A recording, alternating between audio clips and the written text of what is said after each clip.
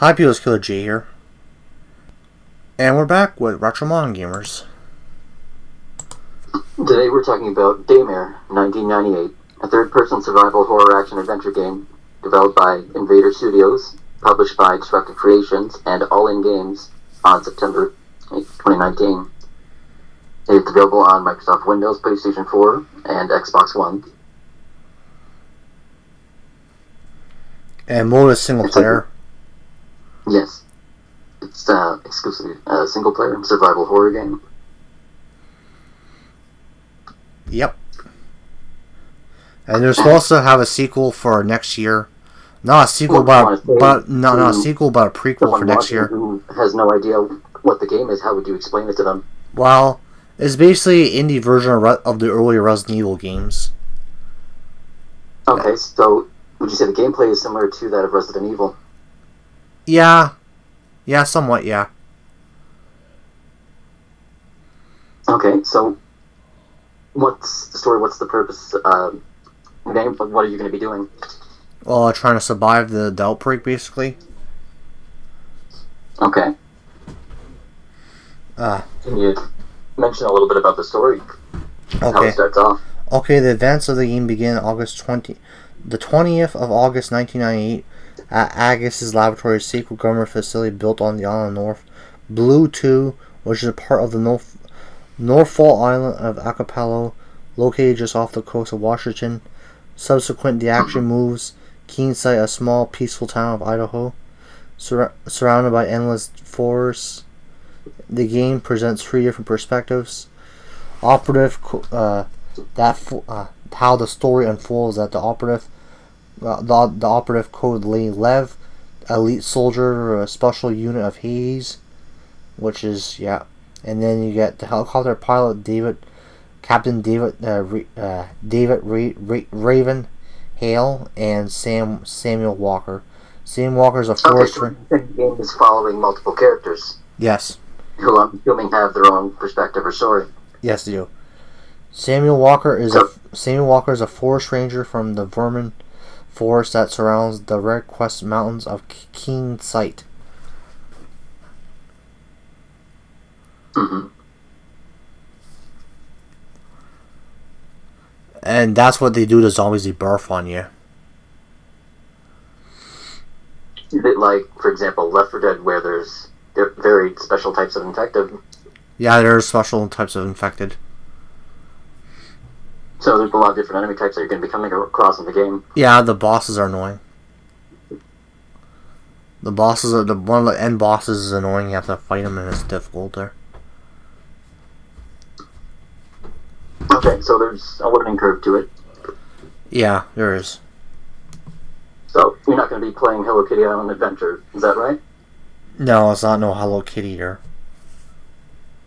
Not that there's anything wrong with that. No.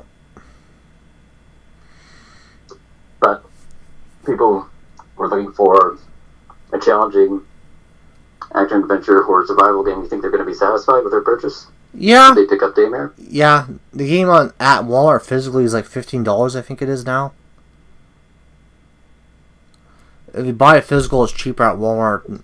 It's $15. That's how I got it, for $15 there. Okay, so it's very affordable. Yeah. Affordable physical, but I don't know about digital. Digital is probably still overpriced there. Is there anything else that you want to say about it? Anything that maybe stood out to you? Well, the enemies are pretty cool, you know. Pretty cool zombies there. They're a lot tougher to contend with, basically, and holy moly, they are. There's some of this intense gameplay. So very challenging. Alright. Is that kind of game? Yeah. And there's puzzles in this game which you have to figure out, and they're tough to figure out, though. Does it have different difficulty modes? Or is there there's different difficulty modes. The other difficulty mode is hard as, nails, because there's the ending boss. That's the hardest one? Oh, let me see. Or one of the hardest? Okay. So if the game's too easy or too difficult, you can always go and change that. Yes, you can. Yes, you can change the difficulty. That's what I'm trying to say. You can change the difficulty in general. Okay.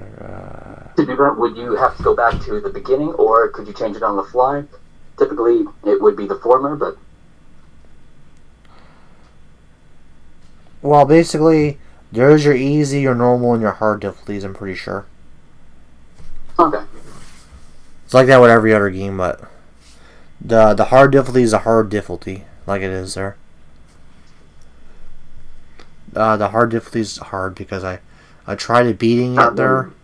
No, I didn't. Oh, I didn't do the hard difficulty. I did the difficulty that actually can contend with, because I know this game is hard there. It's a little bit, but I didn't mind this game. But the game gives you ammo, but some of the enemies in this game are really tough there. I got stuck on it there. That's why I haven't gotten far enough, because there's certain enemies you have to shoot, and they don't go down that easily. It takes like a bunch of shots to defeat the enemies. And the enemies are tough to defeat. It requires other brute force, or is there some sort of strategy to it?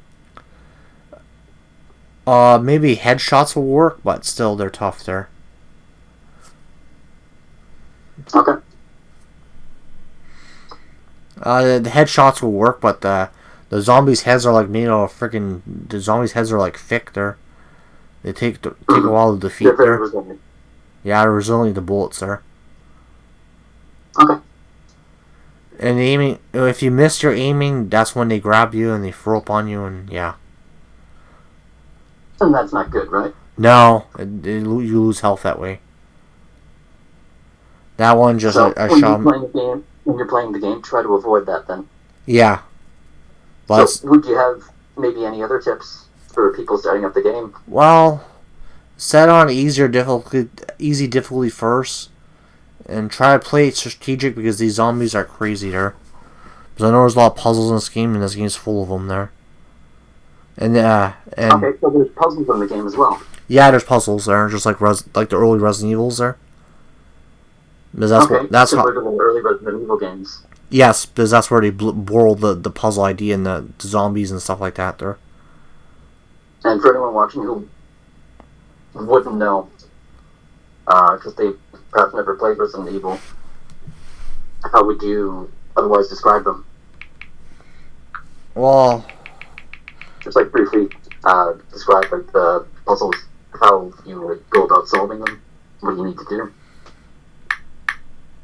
like the types of puzzles that are in the game. Like for example, in Skyrim, it involves having to get a dragon claw and then inspecting it and matching the symbols to unlock the gate. One of the characters in this game, that was the original Leon Kennedy from Resident Evil 2. He was in this game. Really? Yeah, he was in this game. I wouldn't have known that. That's cool. Yeah, he's in this game though. So, is there anything else you'd like to say about it? Well, if you see it on sale digitally for a couple bucks, have yourself a good old time with survival horror. Absolutely, check the game out. Yeah, so this is episode definitely worth looking into for sure. Mm-hmm. So, what's your rating on this, man? I think I know what I'm going to rate it, but what would you rate it? I give it an 8 out of 10. I'll give it an 8.5. Alright. I guess it's Killer J here. Hello. Roger Games. I'll see people later. Peace.